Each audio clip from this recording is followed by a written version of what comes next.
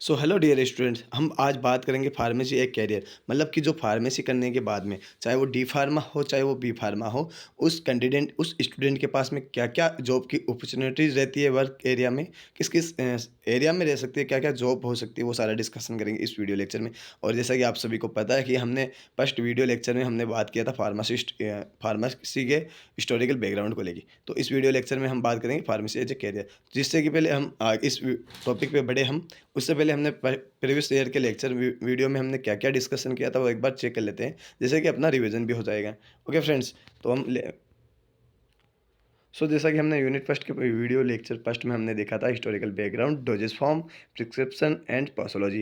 ये आपको पता है, हमने हिस्टोरिकल बैकग्राउंड हमने डिस्कशन कर लिया था। Dosage form and prescription and posology आगे हम कर ही लेंगे, ठीक है ना गाइस?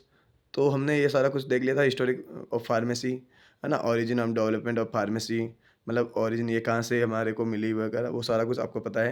हमने बस प्रीवियस ईयर के लेक्चर में हमने बात कर ली थी। अगर आपने किसी ने वो वीडियो लेक्चर नहीं देखा है, तो अभी जाए पहले उस वीडियो लेक्चर को देख ले, जिससे कि आपको आसानी से समझ में आ जाए आने वाले जो भी वीडियोज़ हैं। तो हमारे को हम आपको इसी के कमेंट डिस्क्रिप्शन बॉक्स में आपको हमारे लेक्चर का वीडियो मिल जाएगा, फर्स्ट लेक्चर वीडियो। तो हम आगे बढ़ते हैं और हम बात करते हैं आगे की। तो जैसा कि हमने फार्मेसियन असिस्टेंट बेबीलोइन की बात कर ली थी, फार्मेसियन असिस्टेंट चाइनीज़ की बात कर ली थी, ठीक है ना? ये इतना कोई इम्पोर्टेंट होने वाला है नहीं टॉपिक्स, हिस्टोरिकल बैकग्राउंड, क्योंकि ये आपके ओनली नॉलेज के लेके ही बना है, उस हिसाब से बना है। तो आज हम बात करेंगे फार्मेसी एज ए कैरियर। हमारे पास में क्या-क्या अपॉर्चुनिटी रहती है, जो कि फार्मेसी करने के बाद में, चाहे वो डी फार्मा हो, चाहे बी फार्मा हो, वो जब आपको मैं एक नॉलेज की बात बता देता हूँ पहले, स्टार्ट करने से पहले। फार्मासिस्ट किसे कहते हैं? आपसे क्वेश्चन पूछ रहे हैं कि फार्मासिस्ट किसे कहते हैं? हालाँकि आप सभी को पता है, बट एक बार मैं शुरू से स्टार्ट करना चाहता हूँ, इसीलिए मैं आपको सबको शुरू से ही पढ़ा रहा हूँ। ठीक है ना? तो हम बात करते हैं फार्मासिस्ट वो स्टूडेंट वो होता है जो कि डी फार्मा हो चाहे बी फार्मा हो। ये कॉलेज कंप्लीट होने के बाद में उनको रजिस्ट्रेशन कराने के लिए बाद में रजिस्ट्रेशन हो जाता है कंप्लीट उनका, जिसकी आप जिस स्टेट से हो उस स्टेट के पीसीआई के थ्रू, है ना? स्टेट आरपीसी हो जाती है, जैसे राजस्थान फार्मेसी काउंसलिंग हो गई, यूपी फार्मेसी काउंसलिंग हो गई, यहाँ से आपको रजिस्ट्रेशन कराना पड़ता है। फिर आप एक रजिस्टर्ड फार्मासिस्ट माने जाओगे गवर्नमेंट के डाटा में, ठीक है ना? तो फर्स्ट ऑफ ऑल हम देख लेते हैं कि फार्मेसी का मीन्स देख लेते हैं। वैसे भी हमने प्रीवियस लेक्चर में हमने देख भी लिया था। तो फार्मा कौन मीन्स क्या होता है? Drug is the health profession that links the health science with the chemical science and it is charge with the ensuring the safe and effective of use of medication. मतलब जो भी हमारी medicine होती है वो ऐसी उसको प्रोफेशन में हेल्थ के अंदर लेते हैं, जो कि एक हेल्थ साइंस हो और केमिकली वो सेफ हो, जिसको हम अपने सेफ्टी एंड सेफ इफेक्टिव के लिए मेडिसिन मेडिसिन के यूज में हम लेते हैं। सॉरी फ्रेंड्स, आज मेरा गला बैठा है तो उस हिसाब से मेरी आज कुछ प्रॉब्लम आ सकती है, बट हम लेक्चर लेंगे, ठीक है ना? तो एक दो दिन में वैसे भी हमने लिया नहीं था, तो मैंने सोचा कि नहीं, पहले वीडियो लेक्चर में लेते हैं। तो स्कोप ऑफ फार्मेसी की बात करते हैं। तो हम फार्मासिस्ट तो बन ही जाते हैं, रजिस्टर्ड फार्मासिस्ट। अब अपने पास में क्या क्या गवर्नमेंट जॉब की अपॉर्चुनिटीज़ रहती है, वर्क एरियाज क्या क्या रहते हैं। तो फर्स्ट ऑफ ऑल हमारे पास में रहते हैं तीन तीन ऑप्शन होते हैं: प्रैक्टिस सेटिंग, अदर सेटिंग या इंडस्ट्री सेटिंग। प्रैक्टिस सेटिंग में देख लेते हैं, कम्युनिटी हो गई, हॉस्पिटल के अंदर भी हो जाती है कम्युनिटी, बहुत सारी जगह कम्युनिटी बनी होती है जो फार्मासिस्ट को रिप्रेजेंट करनी होती है, ठीक है ना? हॉस्पिटल को आपको प्राइवेट हॉस्पिटल ले लीजिए, है ना? गवर्नमेंट हॉस्पिटल ले लीजिए, उसमें भी होता है। क्लिनिकल ट्रायल में, क्लिनिकल रिसर्च में भी जा सकते हो आप, ठीक है ना? प्रैक्टिस सेटिंग के अंदर खुद की क्लिनिकल ट्रायल भी कर सकते हो। वेटनरी फार्मेसी में भी बहुत सारी अपॉर्चुनिटीज़ होती है, जो कि वेटनरी हॉस्पिटल होते हैं बड़े-बड़े, उनमें फार्मासिस्ट की रिक्वायरमेंट रहती है। नेक्स्ट हम बात कर लेते हैं अदर सेटिंग। अदर सेटिंग में एकेडमिक्स में हम टीचिंग कर सकते हैं, हम रिसर्च कर सकते हैं हाई स्टडी करके, है ना? और क्लिनिकल रिसर्च में आपके डी फार्मा वालों की ये थोड़ा डीपली पड़ रहा है, बट समझने के पॉइंट ऑफ व्यू से बहुत इंपॉर्टेंट है। अगर आप इन शुरू के 2-4 वीडियो जो आने वाले हैं उनको समझ लेते हो आप डी फार्मा वाले, तो बहुत ही ईज़ी हो जाएगा आगे जाके, ठीक है ना फ्रेंड्स? तो जैसे कि क्लिनिकल रिसर्च हो गया, है ना? इस इन पे सारों पे हम जो भी ये पॉइंट वाइज़ दिए हुए हैं, हम आने वाले टाइम में सभी इसी वीडियो के नीचे हम बात करेंगे डिटेल में, ठीक है ना? क्लिनिकल रिसर्च हो गया, रेगुलेटरी हो गई, है ना? टीचिंग, ये रिसर्च हमने देख लिया। फिर हम बात करते हैं इंडस्ट्रियल, है ना? जैसे कि आप प्रोडक्शन में जाते हो, प्रोडक्शन यही जो अपनी मेडिसिन बनाएँगे, कैसे प्रोडक्शन होता है, कैसे उनकी क्वालिटी एश्योरेंस होती है, क्वालिटी कंट्रोल हो गया, है ना?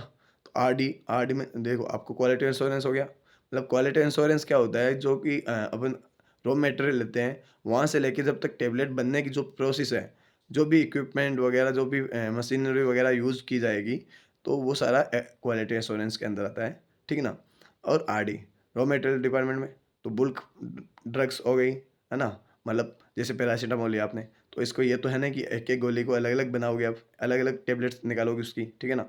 तो इनको साथ में ही हम उसका फ़ॉर्मूलेशन बनाते हैं और बुल्क में प्रोडक्ट निकालते हैं, प्रोड्यूस करते हैं, ठीक है ना? फ़ॉर्मूलेशन हो गया, इधर हम क क्वालिटी कंट्रोल, मतलब एक बार बनने के बाद में क्वालिटी एश्योरेंस से निकलने के बाद में उसकी जाँच करेंगे कि उसमें कुछ खराबी तो नहीं है, स्ट्रेंथ में कोई खराबी नहीं है। उसकी वेट वगैरह, वेट वेरिएशन चेक करेंगे, टेस्ट होंगे बहुत सारी, ठीक है ना? तो वो उसे बोलते हैं क्वालिटी कंट्रोल। बहुत स्कोप है, अच्छा स्कोप है इसका भी, ठीक है ना? फिर पैकिंग, पैकिंग में भी हमारी इंडस्ट्री के अंदर जॉब लगती है, ठीक है? रेगुलेटरी एजेंसी में भी लगती है, सेल्स एंड मार्केटिंग जिसे हम एमआर भी कहते हैं, ठीक है ना? इन पे सारे पे डिस्कस करते हैं हम।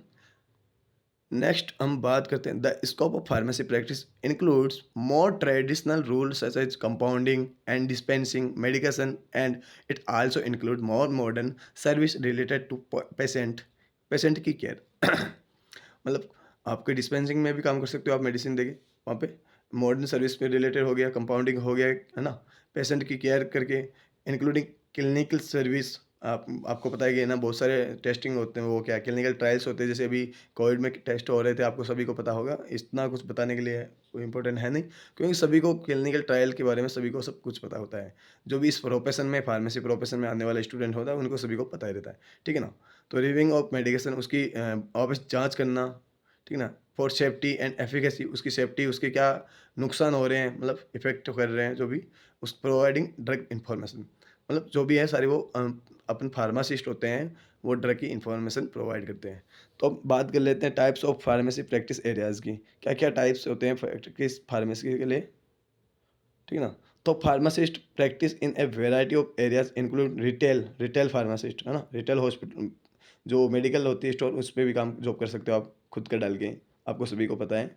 हॉस्पिटल्स के अंदर भी कर सकते हैं, क्लिनिकल्स भी कर सकते हैं, नर्सिंग होम्स भी कर सकते हैं, नर्सिंग होम की जो खुद की प्रैक्टिस होती है उसमें भी काम जॉब कर सकते हैं। ड्रग इंडस्ट्री में भी कर सकते हैं, मतलब जो मेडिसिन बनती है वहाँ पे। एंड रेगुलेटरी एजेंसी हो गई, pharmacist can be specialised in various area, मतलब बहुत सारी जगह ऑप्शन है फार्मासिस्ट के पास में, अपने पास में। प्रैक्टिस इंक्लूड हेमेटोलॉजी हो गई, एनकोलॉजी हो गई, है ना? ये आप वर्ड एक बार चेक करना, हेमेटोलॉजी एंड एनकोलॉजी होता है क्या है? मैं यहाँ पे बता दूंगा, बट आपको, आपसे भी तो कुछ काम करवाना होगा ना, ठीक है ना? ऐसा पढ़ाई का मज़ा नहीं आएगा, ठीक है? तो इन्फेक्शन डिजीज हो गया, न्यूट्रिशन हो गया, सपोर्ट, ड्रग इन्फॉर्मेशन भी अपने को एश्योर करना, जो भी पेशेंट आते हैं उनको ड्रग के बारे में बताना कि ये क्या, आपको एक word drug drug drug drug drug, ये बहुत ही ज़्यादा आ रहा है ना, इसके बारे में हम थोड़ा नीचे जाने के बाद में, लेक्चर को आगे जाने के बाद में हम डिटेल में उसमें बताएंगे, ठीक है ना? क्योंकि डी फार्मा वालों के ड्रग का मीन्स एक ही माइंड जाता है, जो आपको पता है ना, नारकोटिक वाली ड्रग्स की बात है ना। तो critical care and paediatric etc, मतलब हम पेडियाट्रिक के बारे में भी बताते हैं इसमें, ठीक है ना? तो नेक्स्ट बात करते हैं होलसेल फार्मेसी। होलसेल फार्मेसी आपको सभी को पता है, होलसेल की जो स्टोर में होते हैं, मेडिकल स्टोर होते हैं उसकी, ठीक है ना? तो इट ऑफर्स अपॉर्चुनिटीज, बहुत सारी अपॉर्चुनिटी होती है to limited number of pharmacist, बहुत सारे फार्मासिस्ट की यहाँ पे वैकेंसी रहती है, ठीक है ना, प्राइवेट सेक्टर में, ठीक है ना? और आपको इसमें गवर्नमेंट सेक्टर में भी होती है, तो इसे हम एक नाम याद आ रहा था अभी, वेयर हाउस कहते हैं, ठीक है ना? इसमें भी फार्मासिस्ट की बहुत सारी वैकेंसियाँ निकलती है गवर्नमेंट की, ठीक है ना? जैसे वेयर हाउस की हम बात करते हैं, तो आने वाले वीडियो लेक्चर में हम उसको डिटेल में बता देंगे, बट कुछ छोटा-सा हम बता देते हैं यहाँ पे कि जो बाहर से मेडिसिन आती है ना, इंडिया के बाहर से, तो वो आती है कहाँ पे? एक तो एयरपोर्ट पर, एक एयरपोर्ट पे, है ना? एयरपोर्ट पे, एयरफोर्स वाली जगह एयरपोर्ट पे, और एक पोर्ट पे, सॉरी पोर्ट पे, मतलब बंदरगाह वगैरह होते हैं उन वहाँ पे। तो वो वहाँ पे आने के बाद में वो स्टोर की जाती है वहाँ पे वेयर हाउस में, ठीक है ना? तो वहाँ पे फिर हम इसके बारे में डिटेल, वेयर हाउस के हम एक अलग से वीडियो लेक्चर लेके आएँगे, तो उसमें सारा कुछ हम डिटेल में आपको वहाँ पे डिस्कशन कर लेते हैं। अभी ये वीडियो बहुत लॉन्ग हो जाएगा, इस वजह से हम इतने ही ज़्यादा, अपने को पीएचडी करनी नहीं, अपने को जितना डी फार्मा में और बी फार्मा में आने वाला है, हम उसी से चलेंगे, अपने सिलेबस के हिसाब से। फिर हम बात करते हैं pharmacist to run wholesale business, बहुत सारे बिजनेस कर सकते हो, होलसेल में आप बिजनेस कर सकते हो, रन अच्छा चलता है। ड्रग्स एंड मेडिसिन के, तो ये ड्रग्स एंड मेडिसिन में भी कर सकते हैं, ठीक है ना? ड्रग्स बोले तो आपको हम आने वाले ड्रग्स और मेडिसिन में क्या डिफरेंस है होने वाला है, वो हम इसी वीडियो लेक्चर में आपको समझाएंगे। नीचे मैंने डायग्राम के ऐसे एक थ्रू एक बता रखा है, तो उसमें हम आपको क्लियर कर देंगे, ठीक है ना? तो wholesaler serve as intermediatory between manufacturing and retail, मतलब जो मैन्युफैक्चरिंग और रिटेलर मेडिकल होता है ना शॉप, उसके बीच की कड़ी कह सकते हो आप, ठीक है ना? इन दोनों को जोड़ने वाला, ठीक है? क्योंकि जो पेशेंट होते हैं वो डायरेक्ट तो होलसेल जा नहीं पाएँगे, ठीक है ना? वो रिटेलर के पास में आते हैं। उसी वजह से जो मैन्युफैक्चरिंग और ये अपने रिटेलर शॉप होते हैं, उनको जोड़ने के बीच की कड़ी है। इसके बारे में हम इसका पूरा सिस्टम होता है, वो सारा हम दिखाएँगे आने वाले अपने सोशल फार्मेसी के में होता है, ठीक है ना? उसमें हॉस्पिटल एंड क्लिनिकल फार्मेसी, उसमें वीडियो इसका हम बनाएँगे, जो आपको सेकंड ईयर में पढ़ना पड़ेगा। फिर बात कर लेते हैं industrial pharmacy. Pharmaceutical industry offers opportunities to pharmacist of all education levels. It provides job to pharmacist in the following fields, मतलब बहुत सारे फील्ड्स आते हैं। जैसे आ गया प्रोडक्शन, आ गया एनालिटिकल एंड क्वालिटी कंट्रोल, आ गया जैसे मैंने बताया था क्वालिटी कंट्रोल है ना। तो एनालिटिक मतलब data, research and development and new drug delivery discovery. तो जो न्यू ड्रग डिस्कवरी करते हैं हम, न्यू जो मेडिसिन की खोज करते हैं, उसमें भी हम रिसर्च करके डेवलप काम कर जॉब कर सकते हैं, ठीक है ना, इंडस्ट्री के अंदर। Medico marketing and sales clinical trials. तो मेडिको मार्केटिंग मतलब कि आप जो एमआर की जॉब करते हो, सेल्स मैनेजर के काम करते हो, वहाँ पे भी जॉब आती है, क्लिनिकल ट्रायल्स में भी आती है, ठीक है ना। नेक्स्ट हम बात कर लेते हैं, डीपली बात करते हैं प्रोडक्शन में। In production the pharmacist work manufacturing chemist, मतलब जो केमिस्ट बात हैं वो मैन्युफैक्चरिंग में वो प्रोडक्शन का काम करते हैं, जैसे हम केमिस्ट भी बोल सकते हैं, फार्मासिस्ट भी बोल सकते हैं। He has the two supervise की जॉब भी कर सकते हैं। The production of various type of pharmaceutical formulation, packaging, labelling, storage, मतलब जो कि फॉर्मुलेशन बनाने, फार्मास्यूटिकल कंपनी में जो फॉर्मुलेशन को तैयार करते हैं, उसकी पैकिंग करते हैं, उस पे लेबलिंग लगाते हैं, उसको स्टोरेज करने का काम सारा कुछ फार्मासिस्ट का होता है। तो pharmacist with bachelor degree in pharmacy as a absorbed as manufacturing chemist, ठीक है ना। तो फार्मासिस्ट में बैचलर ऑफ डिग्री को ज़्यादा हमें मान्यता दी जाती है वहाँ पे, ठीक है ना। नेक्स्ट अपन बात करते हैं हम analytical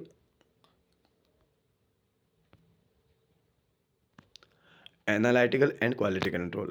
A manufacturing unit needs to serve service of analytical chemists in its analytical laboratory to do testing of raw material, मतलब जो भी टेस्टिंग होती है, मतलब कि आपके रॉ मटेरियल्स की, तो उसमें क्वालिटी कंट्रोल्स के अंदर भी एनालिटिक का डाटा निकलता है, उसमें होती है। Materials and finished goods manufacturing bye it pharmacist with bachelor degree in pharmacy get job of analytical chemist, जो मतलब कि आपको कुल मिला के इसमें ये बताया गया है कि जो बी फार्मा वाले बच्चे होते हैं, बैचलर ऑफ डिग्री वाले हैं इन फार्मेसी में, तो उनके पास में एनालिटिकल डाटा में केमिस्ट्री के लिए बेस्ट अपॉर्चुनिटी रहती है, ठीक है ना। नेक्स्ट बात करते हैं हम research and development and new drug discovery.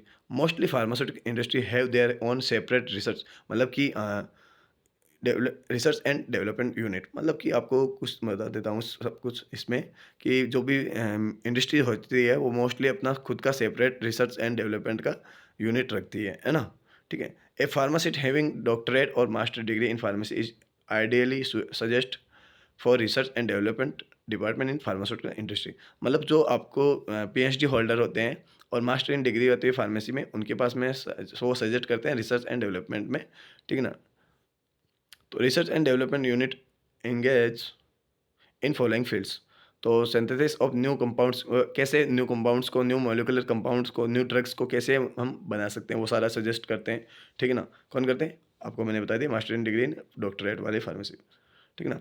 तो synthesize of new compounds to be used at drugs, cosmetics, excipient, हाँ यहाँ पे ड्रग्स और कॉस्मेटिक्स, एक्सपेरिएंट, ये सारा आया अभी मैं इसी वीडियो में नीचे आपको कुछ बताने वाला हूँ, वो इम्पोर्टेंट इसमें अलग से नहीं दिया हुआ है, तो उसको मैंने अलग से बनाया है, उसको साथ में दिया नहीं था, समझाने के पॉइंट ऑफ व्यू मैंने उसको आपको इजी लैंग्वेज में समझा रखा वहाँ पे।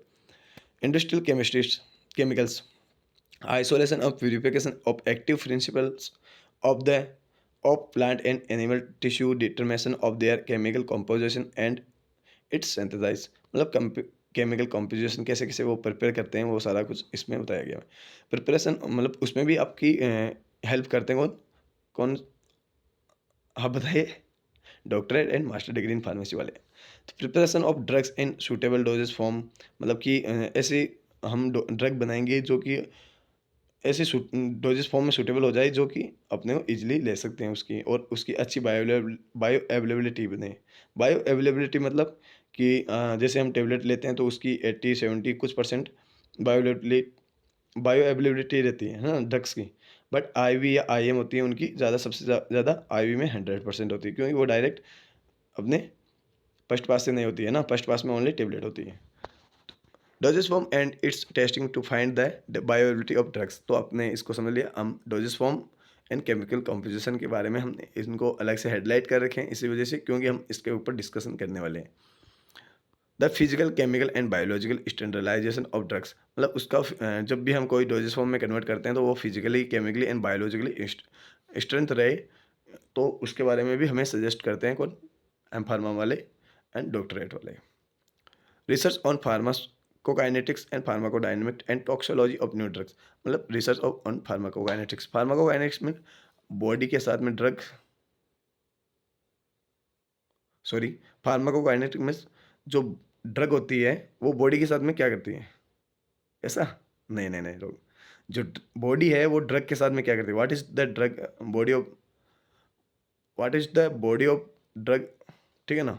और फार्माकोडायनेमिक्स में ये होता है कि हमारी बॉडी ड्रग्स के साथ में क्या करती है, जो इफेक्ट आती है, मतलब हमारी बुखार उतारती है, वो सारा हम ये फार्माकोकाइनेटिक्स एंड फार्माकोडायनेमिक्स हम फार्माकोलॉजी में सेकंड ईयर में, आपके डी फार्मा में सेकंड ईयर में मिल जाएगा, तो वहाँ पे हम डीपली में पढ़ेंगे। बस यहाँ पे इंट्रोडक्शन देना था, वो दे दिया मैंने। और इसके बारे में इसी आने वाले इन वीडियो लेक्चर में हम इसी के फार्मास्यूटिकल्स के वीडियो लेक्चर में ही बात कर लेंगे, ठीक है ना। यहाँ अपने डीपली नहीं जाएंगे। Toxicology of new drugs, the stability of dosage form during the storage and finding in its expiry date, ठीक ना, मतलब इसकी सारा कुछ डाटा चेक करना होता है, वो सब फार्मासिस्ट का रोल होता है। तो हमने बात की थी कि डोजेज फॉर्म और द केमिकल कंपोजिशन के बारे में। तो जैसे कि आपको सभी को पता है डोजेज फॉर्म क्या होता है, क्या होता है? किसी भी मेडिसिन या ऐसी ड्रग्स या ऐसी मेडिसिन जिसे, सॉरी, ऐसी ड्रग, मेडिसिन नहीं, ऐसी ड्रग्स जिसको हम इस फॉर्म में लेके आ जाए कि वो हमारे शरीर में जाने के लिए सूटेबल हो उस रूट से, ठीक ना। जैसे टेबलेट्स हो गई, आईवी हो गई, ठीक ना, पेरेंटल हो गई, सॉल्यूशन हो गया, सस्पेंशन हो गया, है ना, सिर्फ वगैरह, और टॉपिकल में भी होते हैं बहुत सारी, ठीक है ना। तो उस हिसाब से मैंने बता रखा है। यहाँ डोजेस फॉर्म का मतलब कि डोजेस फॉर्म किस किस चीज़ से बन सकता है, कैसे बनता है, मतलब वो सारा। तो एपीआई आपका मान लीजिए डोजेस फॉर्म में क्या है, पैरासीटामोल हो गया। तो पैरासीटामोल में क्या है, एक्चुअल में क्या चीज़ है वो किस कंपोजिशन से मिलके बनी हुई है ना, केमिकल कंपोजिशन में सारा कुछ। तो वहाँ पे दो चीज़ आती है पैरासीटामोल में, एक तो होता है एपीआई, एक होता है एक्सिपिएंट, ठीक है ना। एपीआई मतलब एक्टिव फार्मास्यूटिकल इंग्रेडिएंट, जो आपकी एक्चुअल में जो फीवर को डिक्रीज करेगी, मतलब कम करेगी, वो होती है एपीआई। एक्सिपिएंट, एक्सिपिएंट क्या करती है, उस टेबलेट के बुल्कनेस को बढ़ाती है, स्ट्रेंथ को बढ़ाती है, उसको चिकनास को वगैरह, वो सारा सब कुछ सेप्ट रहे उस हिसाब से बनाती है, ठीक है ना। तो एक्सिपिएंट में आप ऐसे याद रख सकते हो, डीडीएलजी, दिल वाली दुल्हनिया ले जाएंगे ब्लेंडर के साथ में। तो D means dilute, D means disintegrant, L means lubricant, G means glidants, और बी मीन्स ब्लाइंडर। हम इस पे सारों पे हम एक सब आने वाले टाइम में जब टेबलेट्स के बारे में हम पढ़ाएंगे तो सारा डिस्कशन करेंगे उस वीडियो लेक्चर में, ठीक है ना। तो ड्रग और मेडिसिन में क्या है वो सारा हमने डिस्कशन यहाँ कर लिया। तो ड्रग्स मीन्स एपीआई जो एक्चुअल में ड्रग है, ठीक है ना। मेडिसिन कब बोल सकते हैं हम, जब एपीआई और एक्सपिएंट को हम मिक्स करके उसको ऐसे फॉर्म में लेके आ जाएंगे कि जब उसको हम इजीली कंज्यूम कर सके, मतलब ले सके, ठीक है ना। तो मतलब ड्रग्स और मेडिसिन में क्या डिफरेंस है आपको सभी को पता चल गया होगा। एपीआई और एक्सपिएंट को दोनों को मिक्स करने के बाद में ही हम मेडिसिन कह सकते हैं। और वो भी कब कह सकते हैं, जब उसकी टेस्टिंग वगैरह हो जाएगी, क्वालिटी एश्योरेंस हो जाएगा, क्वालिटी कंट्रोल हो जाएगा, उसकी जब फाइनल पैकेजिंग हो जाएगी। अगर जब तक फाइनल पैकेजिंग नहीं होगी वो एक रॉ मटेरियल में ही रहेगा, उसको हम डोजेस फॉर्म नहीं बोल सकते हैं, ठीक है ना। डोजेस फॉर्म जब वही बोलेंगे जिस फॉर्म में उसको पैकिंग कर दिया हमने, ठीक है ना। ये सब कुछ मेरे को मुझे आपको बताना था, बस इंपॉर्टेंट था, इसी हिसाब से मैंने समझने के पॉइंट ऑफ व्यू से आपको समझाया है, ठीक है ना। आपको रॉ मटेरियल के बारे में एक इंपॉर्टेंट पॉइंट देना था कि रॉ मटेरियल 65% चाइना से आता था पहले। अब भी कम कर रहे हैं लॉकडाउन के बाद में, जैसे भी कोविड का ये आपको पता है महामारी आई, कोविड आया था, उसके बाद में इसको कम कर दिया।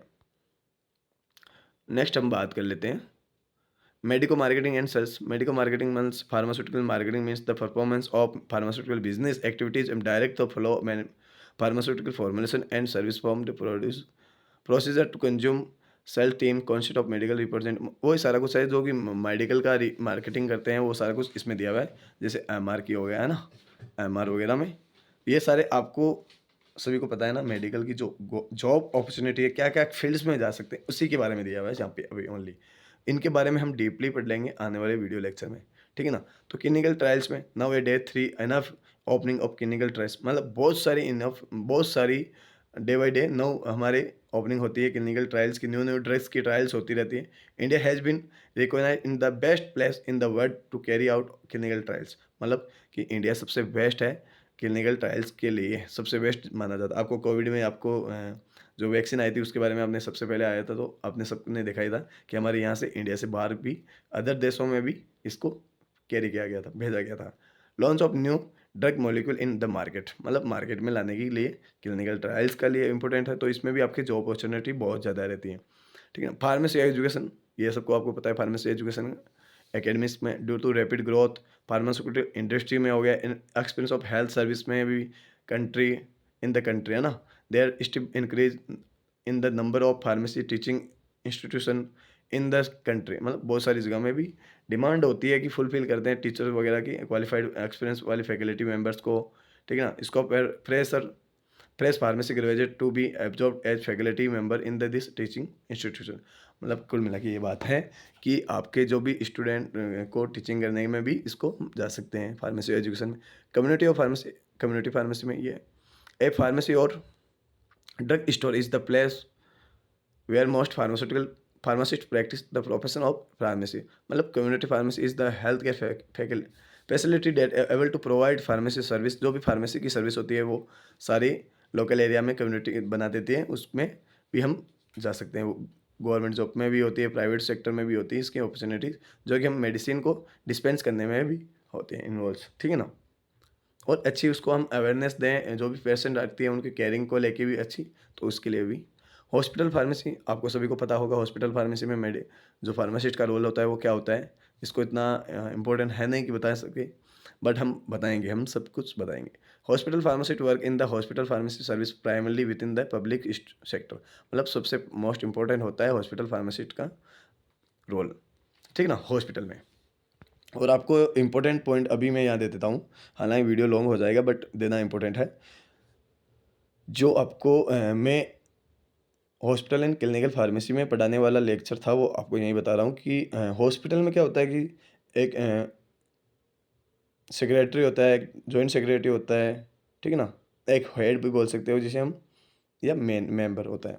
तो मेन मेंबर हो गया अपना डॉक्टर एमबीबीएस वाली, और सेक्रेटरी की पोस्ट पे इस पे क्वेश्चन आता है गवर्नमेंट जॉब में बहुत जगह आता है, ठीक है ना, कि सेक्रेटरी पोस्ट पे कौन होता है, तो फार्मासिस्ट होता है, ठीक है ना। जॉइंट सेक्रेटरी पे नर्सिंग वाले एंड अदर स्टाफ, ठीक है। तो मैंने hospital pharmacist are qualified and prescribe the there in on right, तो hospital pharmacy are medicine expert and testing task my include checking prescription, मतलब उनको इंश्योर करना, चेक करके इंश्योर करना पेशेंट की जो प्रिस्क्रिप्शन आती है उसके बारे में, जो भी एरियर वगैरह आता है, मतलब कि कुछ अगर गलती हो जाती बाई चांस, तो उसको वापस जाके इन पेशेंट से कंसल्ट करके डॉक्टर से वापस उसको सेफ्टी करवाएं, ठीक है ना। Providing advice on the doses for medicine, मतलब कि उसको प्रोवाइड करना, कि एडवाइस करना उसको पेशेंट को कि डोजेस फॉर्म को, सॉरी जिस भी डोज को हम कैसे, उस मेडिसिन को कैसे डोजेस फॉर्म में करके देना है।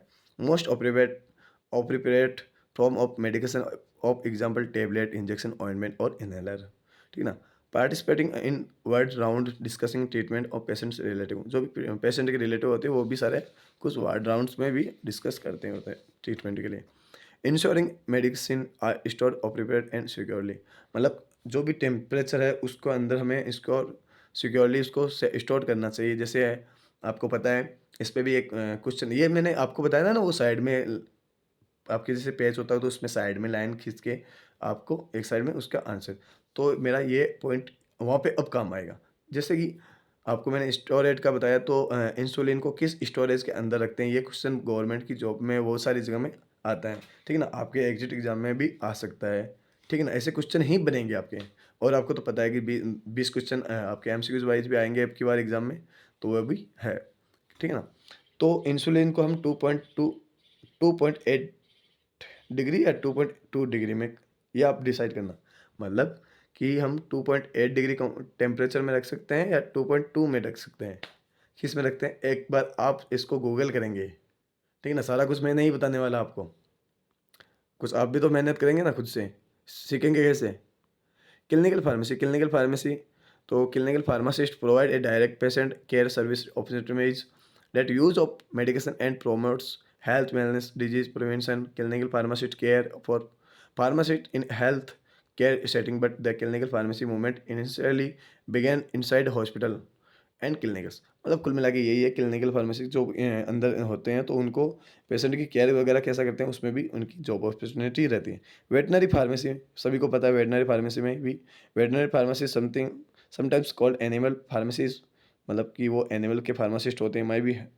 मैं fall in the category of hospital pharmacy, retail pharmacy, veterinary और pharmacy stock different veterinaries varieties and different strength of medication to fulfil the pharmaceutical needs of animal. मतलब कि आपको कुल मिला के ये बात है, इसमें वेटनरी फार्मेसी में भी गवर्नमेंट जॉब में भी आती है, ठीक है ना। गवर्नमेंट जॉब में भी इसकी फार्मासिस्ट की वैकेंसी निकलती है, आप सभी को पता है। और अदर फील्ड होते हैं जो कि प्राइवेट हॉस्पिटल भी होते हैं, उनमें भी यहाँ पे अपन खुद का प्राइवेट रिटेल डाल के भी कर सकते हैं, ठीक है ना। और इनका खुद का हॉस्पिटल होता है, वहाँ पे भी चल सकता है। तो आपको कैसा लगा हमारा वीडियो लेक्चर, आप हमारे कमेंट बॉक्स में कमेंट करना, जो भी आपको अच्छे से लगे तो वैसे, ठीक है ना। और हम नेक्स्ट वीडियो लेक्चर में इंट्रोडक्शन ऑफ फार्माकोपिया को लेके आएंगे। अगर ये वीडियो लेक्चर थोड़ा लंबा हो गया था, लॉन्ग हो गया था, बट मैंने आपको अच्छे से समझाया। अगर कुछ समझ में नहीं आ रहा तो हमारे कमेंट बॉक्स में कमेंट करना ना भूलें, जो भी हम आगे इंक्रीज करेंगे। और दूसरी बात, अगर आप हमारे चैनल पर नए हो तो शेयर करना और सब्सक्राइब करना ना भूलें। Thank you friends.